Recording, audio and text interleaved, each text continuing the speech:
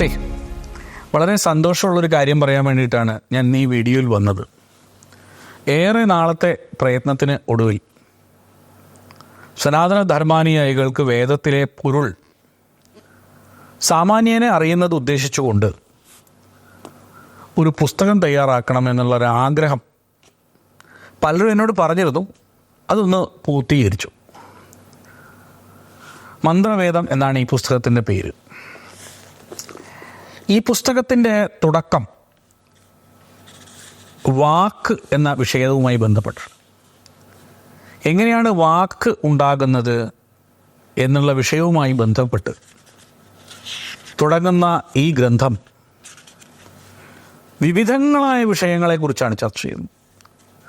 ഓരോ വിഷയങ്ങളെക്കുറിച്ചും വളരെ വിശദമായി പ്രാചീന ഭാരതത്തിൽ ഏതേത് വിഷയങ്ങളെക്കുറിച്ചൊക്കെയാണോ ചർച്ച ചെയ്തത് വാക്കുമായി ബന്ധപ്പെട്ട് അതെല്ലാം ഈ ഗ്രന്ഥത്തിൽ നമ്മൾ ചർച്ച ചെയ്യുന്നു. വാക്ക് പ്രപഞ്ചത്തിൻ്റെ അധിപതി ആരാണ്, അറിവ് എങ്ങനെയാണ് ഉറക്കേണ്ടത്, ശിക്ഷണമാകുന്ന ഞാണ് എന്താണ്, അറിവിൽ നിന്ന് എങ്ങനെ നമുക്ക് അകലാതിരിക്കാൻ പറ്റും, വാക്കിൻ്റെ ആവിർഭാവം എവിടെ നിന്നാണ്, ആ വാക്കിൽ തന്നെ ഭദ്രതയായിട്ടുള്ള ആദിമമായ വാണി ഏതാണ്,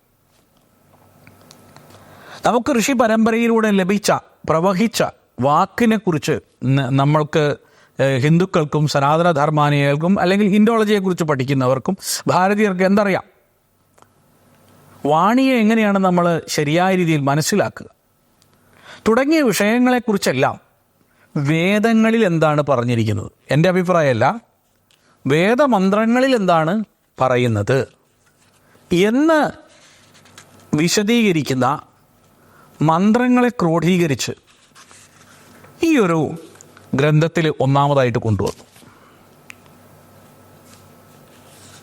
ഇത് വളരെ പ്രധാനപ്പെട്ട ഒരു കാര്യമാണ്. എങ്ങനെയാണ് വാണി ഉണ്ടായത്, വാക്ക് എങ്ങനെയാണ്, വാക്കിൻ്റെ രീതി എന്താണ്, അത് പഠിച്ചു കഴിയുമ്പോഴാണ് നമുക്ക് വേദങ്ങളുടെ പ്രാധാന്യം നമുക്ക് മനസ്സിലാവുക.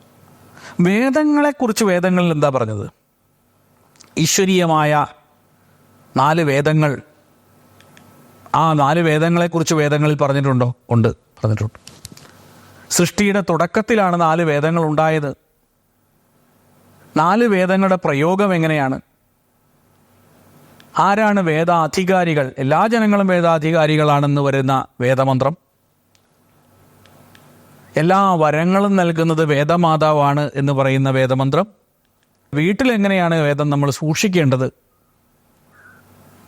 എല്ലായിടത്തു നിന്നും അറിവ് വേദങ്ങളിലൂടെ പെയ്തിറങ്ങുന്നത് എങ്ങനെയായിരിക്കണം തുടങ്ങിയ വേദമന്ത്രങ്ങൾ, എല്ലാ വേദമന്ത്രങ്ങളും സനാതന ധർമ്മത്തിൻ്റെ അടിസ്ഥാന ഗ്രന്ഥമായ വേദങ്ങളിൽ പറഞ്ഞിട്ടുള്ള കാര്യങ്ങളെ മുഴുവൻ ഒരു സാമാന്യനെ മനസ്സിലാക്കണമെന്ന് ആഗ്രഹിക്കുന്നവരെ ഉദ്ദേശിച്ചുകൊണ്ടാണ് ഈ മന്ത്രവേദം തയ്യാറാക്കിയത്. അപ്പോൾ ഈ മന്ത്രവേദത്തിൽ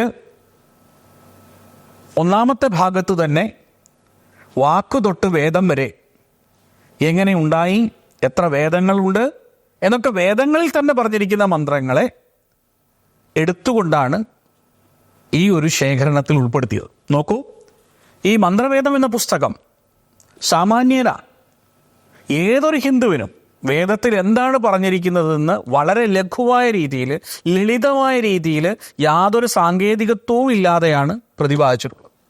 എല്ലാവരും പുസ്തകം വാങ്ങുക, വായിക്കുക, എന്നിട്ടത് ജീവിതത്തിൽ പകർത്തുക എന്നാണ് ഞാൻ നിങ്ങളോട് എല്ലാവരോടും അഭ്യർത്ഥിക്കുന്നത്. കാരണം നിങ്ങളുടെ ഓരോ വീട്ടിലും, ഓരോ ഹിന്ദുവിൻ്റെ വീട്ടിലും ഉണ്ടാകേണ്ടതാണ് വേദമന്ത്രങ്ങൾ. നിങ്ങളുടെ വീട്ടിലും ഈ മന്ത്രവേദമുണ്ട് എന്ന് ഉറപ്പുവരുത്തൂ. നമസ്തേ.